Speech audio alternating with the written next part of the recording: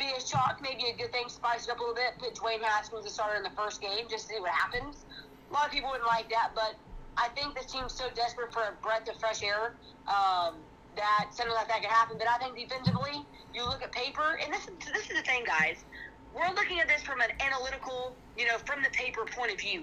But how many times does that not match up, right? Sometimes things that look good on paper aren't. Sometimes things that aren't good on paper look good on the field.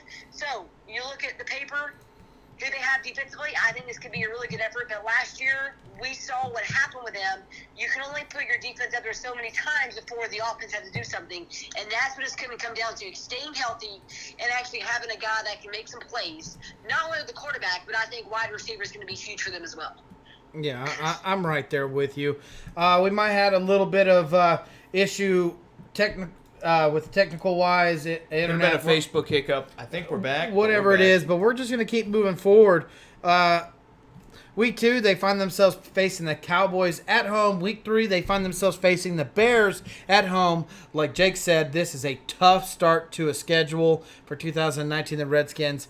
We don't see both these games going very well at all for the Redskins. No, James, good to see you, man. We're still talking Redskins going into their schedule here. I think the Bears and the Bears and the Cowboys are going to be incredibly tough, right? We're talking about these defenses they're playing against, the running games they're going to be facing, the ability for both of these teams to throw a little bit more than they're used to. Amari Cooper and for the Cowboys, and then you talk about Allen Robinson for the Bears. These are two teams very similarly built. They're going to play great defense. The Redskins are going to struggle here. I absolutely believe that. The Redskins are going to have trouble keeping up a team that plays defense close to what they play, and also much better on the offensive side of the ball than they are. Mm-hmm. Go ahead, Hannah. No, I'm just listening. I'm just agreeing. I'll go. We'll go. All right. We'll finish this out. We see those as 2 losses. Yep. Moving forward, though, the Giants, it's got to be a W, right? With the way the Giants' defense plays, if you're a self-respecting running team, you've got to be able to run all over this defensive front. You just have to do it. Yeah, and with Adrian Peterson and hopefully a healthy Geis, there should be no issue running the ball. And Bryce Love. He is one of my sleeper running backs out of this draft. I'm glad that the Redskins picked him up. I would like to see him have a healthy career in the NFL. College-wise, he wasn't extremely healthy, but he had a lot of talent behind him as far as, what a lot of people expected out of him. I hope to see it where, we're in week 4, you got a weak defense. Geis, Peterson, Love, Thompson, they should have a field day on this defense. Yep. Well, I honestly think that Bryce Love, even though he's round 4, I think he came into the draft a little underrated. I think he's going to be a guy that you circle to actually see what he's capable of. He could be, but there's 2 big boys in the middle of this Washington line that's going to hopefully help limit that a little bit. And I think when you look at the Giants, even though they've worked on their offensive line, you don't stop Daron Payne and Jonathan Allen by yourselves. I think this is the game where they kind of assert themselves, and that might be the difference here. You're talking about Saquon Barkley. Yeah. Oh, sorry. Yeah. Did we move on? No. We're talking about. What are we talking about? The Redskins, right? Yeah, we're talking about the Redskins running backs, and you brought in the Redskins defensive line. I jumped the gun. I was saying that Bryce Love is... I jumped the gun. Sorry. I want to talk about Saquon Barkley getting stopped. All I heard was Drew say, "I love this running back." I was like, "Oh, Saquon Barkley." So we're talking about. No. Yes. Bryce Love. Are you kidding?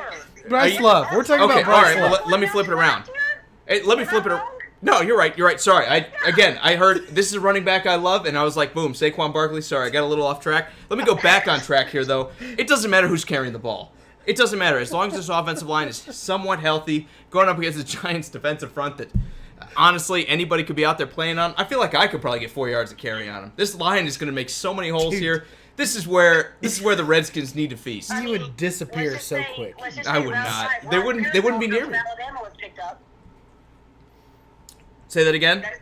I was going to say, you're talking about the offensive line. I mean, Ross Piersbacher from Alabama got picked up. That's big for them, too. Yeah, and they've spent big trying to bring in Zeitler from Cleveland. They've paid Logan Mankins a couple of years ago. They have focused, especially with Dave Gettleman, formerly of the Carolina Panthers, on building the offensive line, building the running game, and starting to roll with that kind of smash-mouth offense. The question to me is, they don't have the defense for that yet. You can only be a ball control offense if you have the defense to match, and the Giants are nowhere near that, right? I think we can agree this might be one of the worst defenses in the league next year. Nathan is jumping the gun, saying the Redskins are 6-10 at best. Well, potentially, you're not wrong. I'm not saying that, but they are a team with a tough defense. that might be a little stingier, that finds a way to ground and pound some teams out of some wins in the NFL. Any given Sunday, Nathan, that's all I can say. And I think the Redskins are one of those teams that's going to exemplify that in 2019. They could win 4 games. They could win 10 because this defense is as good as it is and because they run the rock as consistently as they do.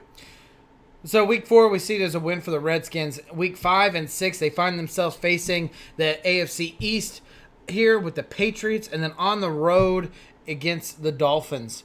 We see both of these games being wins. How did you talk me into this Patriots game? I talked you into it. Yeah, last show we were talking about the Patriots. You talked me into the Patriots winning this or losing this game to the Redskins. But it could happen, and let me tell you why. The front 7 for New England, historically, past couple years, hasn't been incredibly strong. This year, without Trey Flowers, the best part of that group, it's going to be interesting. Yes, they brought in Michael Bennett, but Michael Bennett is 33 years old. Historically, guys in the NFL do not play well. That late into their 30s, I think this is going to be one of the sets that, unless they have a show-up game, maybe it's Dante Hightower, maybe it's somebody else on this defense for them, they are going to need somebody to step up on the New England side to slow down this rushing attack. Because, like you said, they have 4 great running backs, or 2 great running backs in Chris Thompson and Adrian Peterson, and then 2 probably pretty good guys in Darius Geis and Bryce Love. Nathan's saying that the Patriots are going to kill the Redskins. Go ahead, Potentially, Hannah. also, yes. It took some sell. It took a sell for this one for me. Go ahead, Hannah.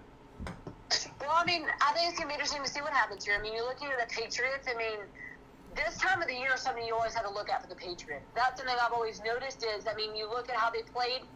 They played the Titans. I actually got to cover that game. The way they played, not only the best in October. All right, So, Hannah, I'm going to need you to pick a different game. They got dunked on, okay? Besides the Titans. The Can you Super Bowl champions. How about got dunked on Miami here and the national. Miracle Play? That's all I can say. How about Miami and the Miracle Play? Let's talk about that game. Let's talk about that one. Okay, yeah, I can talk about you're gonna talk about my friend there. Okay. He's got some chief haters over here is what we have. No, some you got- haters. They got beat in the AFC Championship, and now nobody can get credit for beating the Patriots. I think that's what it is. No, you talk about any game you want to. I think you make a very valid point. Fantastic point. Maybe the best point I've heard all night. What? No, I'm all for it. I love the Titans. I love talking about them beating the Patriots. And you know what it was? The Patriots went into that game saying, man, this is week 10. The Patriots went in there saying this is the Super Bowl. This is it. That's what I'm talking about think right so? here. Week 5, Redskins. This is the Redskins Super Bowl. I will say this. That is how teams play Alabama at that time of year. And we're talking college ball. And that's why Alabama has gotten beaten. I mean, that's why Johnny Manziel went in against Alabama. You hear that interview. He said, we treated this as though that was a national championship. When you get a lazy Alabama team October, November, that's what happened. They lose. That's I'm where the just upset saying, comes that in. was that Yeah. game. Absolutely. No, you're 100% right. And I think that happens a lot with popular teams. I thought you were asking my opinion on that game. That's the reason. No. You're 100% right. That's exactly what happened. Even as a Titans fan, like if the Patriots went into this saying it's the AFC Championship, did the Titans win that game?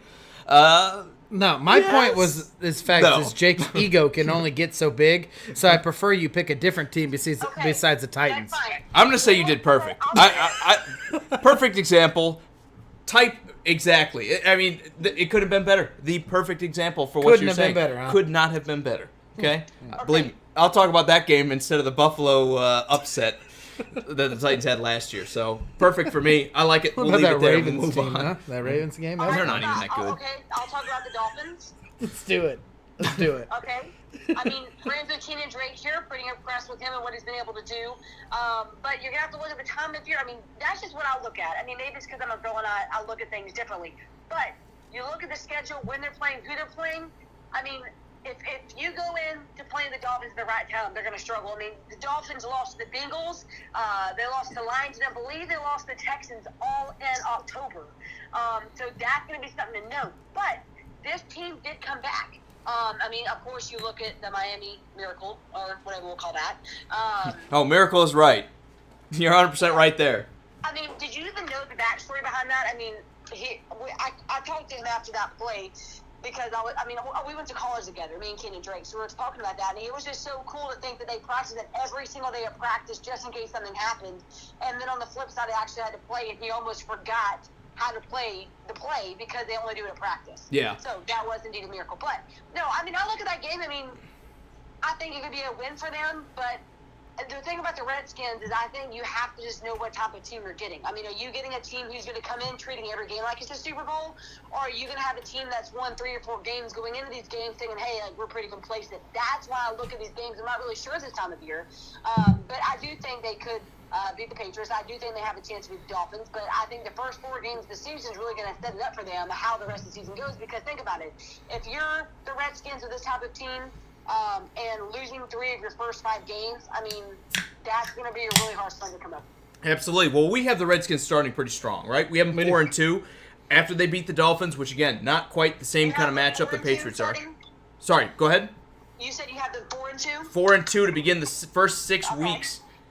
Okay. Even with that tough start, we actually see the Redskins starting well. But what have we seen time and time again with this Redskins team is they cannot stay healthy. Like you pointed out that earlier in the show, 17 of their 22 starters, both offensively and defensively, wound up on injured reserve at some point last year. I think this is a team that, as time goes on, will get considerably weaker. And we're going to see that against the 49ers and the Vikings. These next couple games we're talking about here, 49ers at home, Vikings on the road. These are 2 teams that are going to be out with something to prove, hopefully hoping to make their way into the playoffs. And the Redskins, by now, might have those injuries starting to mount. Yeah, I mean, let's be completely honest. Steven said earlier in the show, we talked about it many times. We talked about this Redskins team. This team was in the playoff hunt halfway through the season. They were 6-2 all the way to week 16. They were in the race. They were still in it late in the season. Yeah, this is a team that somehow seems to always be able to create wins and be irrelevant later on in the season. And we believe, regardless if it's Alex Smith, if Colt McCoy, or if it's Case Keenum, or if it's Dwayne Haskins, we think that this defense and at a quarterback, more than likely not Dwayne Haskins, just because he's a rookie, not because he can't be good, who can't turn the ball over, this team could still be irrelevant somewhere halfway through the season. Right. Well, let's talk about Week 9. Let's not dwell too much here. Let's talk about Week 9 on the road with the Bills before they go into a bye week. This is one of those matchups that, again, it's going to be kind of nitty-gritty. It's going to be one of those things where the better defense or the better running game winds up winning the day. Even though we like Josh Allen probably better than any quarterback set, it's not because he throws real well. It's because he can run the rock and he makes some stuff happen with his legs. Even if we haven't seen that in Washington, I have to point to this defense and say they're going to keep it close. And I'm willing to bet on the Redskins having the better running game in 2019 with the returning offensive line, with those 4 great running backs we already named, than Buffalo, who can't keep a healthy Shady McCoy, and everyone else is still a bit of a question mark. Yeah. Even TJ Yeldon, who I'd still like as a third option. Nathan, to answer your question, we started with Yingling, and now we're drinking Pabst Blue Ribbon. We ran out of all the Yingling. We ran dry. I'm just glad Drew had the reserve upstairs we had to go get. It was not a bathroom break. Not this time. Not this time. Also, going forward here, we'll talk about this Bills game a little bit, and then we'll go into the bye week. Any thoughts on this one, Drew? No? 2 similarly matched teams, right? You had to ask me when I was drinking a beer. I did. No, I think it has to go offensively. The Bills have made the right choices during the offseason to fix the things that weren't working offensively, and the Redskins did not. I mean, that's just the best way to put it. Any thoughts before we move on, Hannah? No, I agree 100%. I think it's going to have to be an offensive game. And by this time of year, Lord willing, they have all their kinks worked out. But, I mean, it's hard to say. Because if we're talking about the team we saw just lose to Cleveland, then, yeah, this is going to be a game I think they can struggle with. If we're talking about the team that you and I and all of us are kind of thinking they can be, then I think it's going to be a good win for them. Looking at the Jets, too, same kind of situation. But, I mean, it's just hard to know because you want the Redskins to kind of have a guy in mind by now, and kind of have a vocal leader. I think defensively, the biggest thing is this: are they going to stay healthy, and are they going to exhaust the defense not only on their defensive line but even in the secondary? They're going to exhaust them by how many plays are on the field, or are they going to actually have an offensive show where the defense can actually get a break? I think that's going to be the biggest question for me, especially in the beginning of November, what type of team this is going to be. Absolutely. They go into that bye week, week 10. And then after that, kind of a similar matchup with the Jets. Again, Le'Veon Bell there, decent defense. They've kind of focused on that here. They're not quite as tough as Buffalo was last year, but hopefully they're going to take a step forward, at least in their minds. And then after that, we see a killer matchup for them, going up against Detroit at home and then the Panthers on the road. This is where Washington's going to fall off the cliff, right? The injuries have rolled in. We just like every year for the past 3, 4, 5 years, the injury bug bites them again, and we see them losing some of these games. Even though we see the Jets as a win, we see a stretch of 4 losses right after that with the Lions, the Packers, the Panthers, and the Eagles all in quick succession. Drew, this is going to be a tough set for a team that has not stayed healthy in the NFL. Right, and this might be the start of Haskins. It honestly could. That bye week might say, hey, Haskins, you got the rest of this from 11 to 17. Good luck. And we do have him beating the Jets. If it is Haskins, I don't know if this is a win for the Redskins. Go into the comments. I really honestly don't know. Go into the comments here. Ian, we don't want to discourage you from sending us beer ever, but he says he needs to send us some Sierra Nevadas. You think we'd enjoy them? Drew and I have had Sierra Nevada before, right? There's not a lot of beer I have not tried. Exactly. So, I like them. I think Sierra Nevadas aren't bad. What he means is send them. Yeah, exactly. Let us try them. I've never had them before. What are they? Exactly. Also, let's finish out the schedule, though. Let's do it. We got to round it out. Again, this is where the things go off the rails. Even though they're beating the Giants in Week 16, Drew, they're losing the Cowboys in Week 17 on the road for a team that probably needs to find their way in, plays good defense, runs the rock. You can hear me say this a lot. This is the matchup the Redskins need to come out for. Back half of the season, they're going to struggle to do it. Where are we at? 16, they beat the Giants. Holy cow. And then I wasn't letting you talk about any of these other games. I could tell you weren't going to let me talk about any of these other games. Hannah, do you have to talk about any of these other games? No, I'm good. Well, I'm not the one who works in 15 minutes or whatever. So Whatever. Midnight's not that far away. that's okay. Going into a couple of these games here, Lions should beat them. They're beat up. Patricia's a defensive mind. They're going to run with Kerryon Johnson a little bit. Better quarterback in Stafford. Yada, yada, yada. Ian's got him 12-4. The rest of us have him at 7-9, but they're still probably going to be too much for the Redskins at this point. Surprise loss that's going to throw the season off because you want to talk about the rest of this. Panthers on the road. Again, good defense. Hopefully Cam Newton's healthy by now. They run with C.J. McCaffrey. Rough and tumble team. It's going to be tough for the Redskins at this point that are already beat up to match up with them. Packers, Aaron Rodgers is going to want it. If he's healthy, look for them to beat him. Also, Eagles. Come on. It's the Eagles. Yeah. Right? We're talking about a top 5-6 team in the NFL at worst. Might actually sweep them. Week 1 might have been a fluke. They could have. Absolutely. Then we're talking Giants, okay? Did I get enough of that for you? Yeah. All right. Let's talk about the Giants next. Oh, is it my turn? Talk about the guy you love that I thought you were talking about before, Saquon Barkley. Do I love him? I think so. Oh, okay. I think so. Well, Week 16. In Washington, they get the Giants. At this point in time, Daniel Jones is for sure playing, right? Everyone's hyped about his first drive and how great he looked in preseason. I'll admit, he looked good. This might be Haskins versus Daniel Jones, right? I kind of lived up to the hype a little bit, but then I sat there and I looked at the defense that he was throwing the ball against. He should throw the ball like that. Preseason is 100% fool's gold. Don't believe any of it. But what I did see out of Daniel Jones that I did not see out of any other guys, even Kyler Murray, everyone that wants to talk up Kyler Murray, what I did not see out of them was the difficult throws, throwing it down the field and completing it in tighter windows. Even though Daniel Jones only completed 5 passes, some of them were difficult passes. We saw Kyler Murray throw 8-yard curls. There was no disguise in the defense. There was no blitz packages ever thrown at him. Same with Kyler Murray. So, I mean, same I'm with just everybody throwing that out there. in the preseason. I get you. Don't crown Daniel Jones the best rookie in this draft Absolutely, class yet. that's what I'm getting at. But he threw it down the field where a lot of other quarterbacks were keeping things short and keeping things really reserved. They kind of aired it out a little bit with Daniel Jones. In Kyler Murray's defense, maybe they're not trying to show what that offense can do. Maybe they're trying to hold it back from week 1 into week 2. No, I mean that's exactly. Yeah, they're exactly. being conservative. Exactly. But when you talk about conservatism from Dave Gettleman, who is like one of the more conservative guys, and when you watch those preseason games, Daniel Jones made the more impressive throws in week 1. Kyler Murray hasn't had those opportunities yet. I'll say something about Daniel Jones. Sure. I think he's a quarterback that we saw a little bit of inconsistency going into the Senior Bowl. But I think he's the type of quarterback that actually has what it takes to be a solid NFL quarterback. I think he has, and when I say longevity, I think he has the type of mentality and fortitude to actually be a quarterback we talk about 5-10 years from now actually being a successful quarterback. I think the type of game he played in college didn't match up to what his potential is now. I'm excited to see what he can do. I really think he may be a better quarterback than we think he is. I think Dave Gettleman's right there with you, but again, he's tall. I've met him in person. This I know is Jake's that. guy. This is Yeah, Jake's he's my guy. But I will say this: it's just preseason. Let's pump the brakes, people. I like what I saw. Now I want to see a lot more of it. Frank's saying preseason week 1, let it go. Amen, Frank. You know what you're talking about. Last week, Cowboys on the road, Drew. Rounded out for us, man. Cowboys need this win. The Redskins probably eliminated at this point. Trying to if play not, some they're upset. hanging on by a thread. Yeah. No, this is a win for the Cowboys. No doubt about it. All gears are going. That Cowboys defense. With or without Dak, exactly. This Cowboys defense is full steam ahead.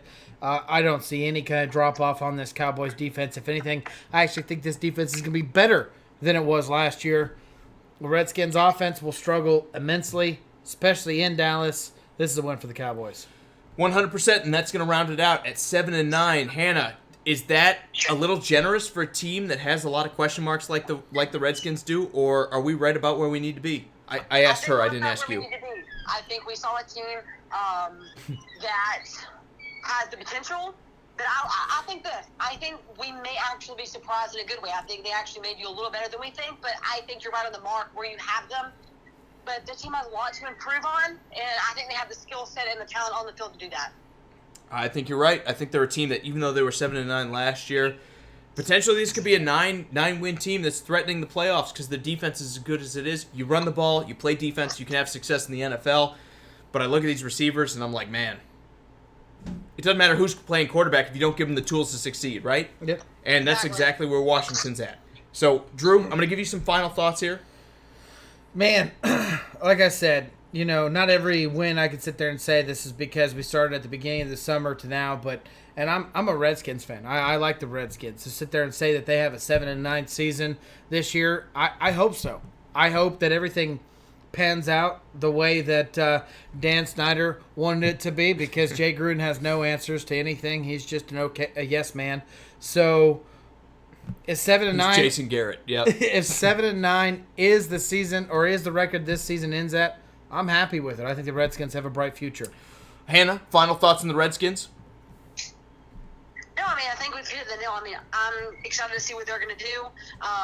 But I think that, like I said earlier, I think Landon Collins is going to have to be the guy that shows he's worth the money and becomes the vocal leader this team needs, because if they have a vocal leader, they're going to be capable of winning. If they don't have a vocal leader, they're going to do worse than they're going to do.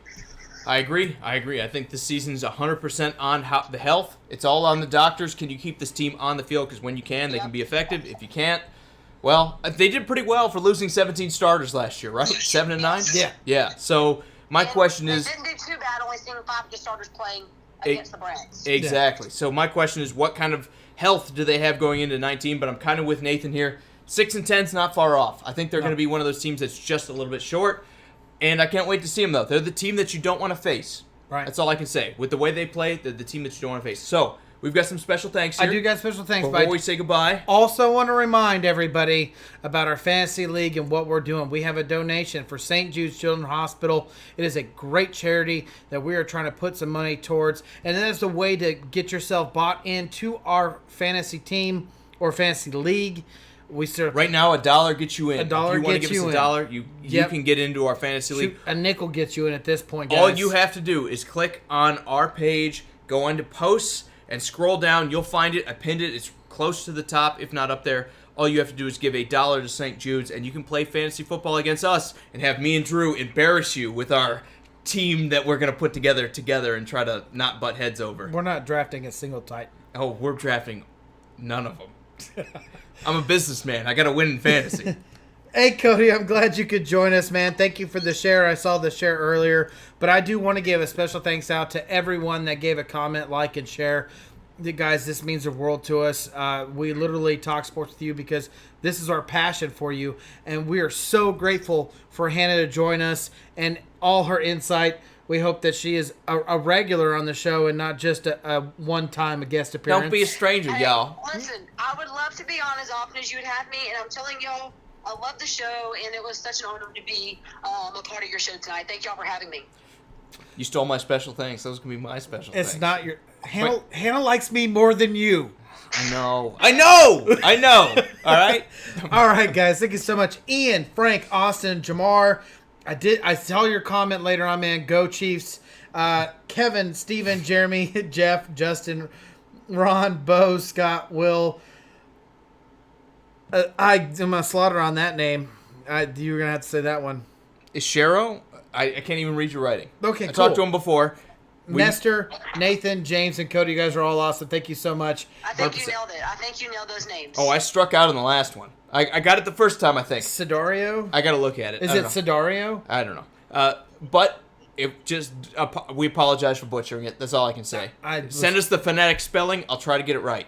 That's all I can say. I will always slaughter. And again, thank you again to our special guest Hannah for stepping up to the plate, showing up when she needed to be here. We've had some struggles with that with some of our other guests here in the past. It was a great show, and it was better because you were here, Hannah. Again, tell everyone how they can find you on Facebook, because you have a great show. Again, we wouldn't have asked you if we didn't kind of like creep on you a little bit and watch some of that stuff and say, hey, she knows what she's talking about. We fully creeped. I appreciate that. It's the Hannah Stevens Show. Once again, the Hannah Stevens Show. You can find me on Facebook, or you can go on Google Play, Stitcher, or iTunes, of course, the podcast app. Listen to me. I super appreciate being with y'all. I love your show, and I was actually a fan of it before y'all reached out to me. So that means a lot, and I really would love to be a part of your show anytime. So feel free to reach out, and especially when you do your college football, I'd love to be on. Don't threaten us with a good time. That's all I can say. You might regret it. So anyway, guys, before we get out of here, thank you for sticking this long. Thank you for getting through us with all the Facebook crashes, everything else, me being a idiot and not putting the right microphone setting on in OBS. Hey, whatever. You're a jerk. Well, that too. Thanks for putting up with that too. So for Sports Around the Bar, I am Jake, your Bart's. I'm Jake, your jerk. This is Drew. And we will see you guys again on Wednesday, where we're talking about one of our last three teams. I think it's Texans, Jaguars, and some other unlucky team to be in the middle of there. We're talking a lot of AFC South to round out the year, but we hope to see you Wednesday to talk about those teams. Hannah, thank you again. We will see you guys on Wednesday. See ya. All right.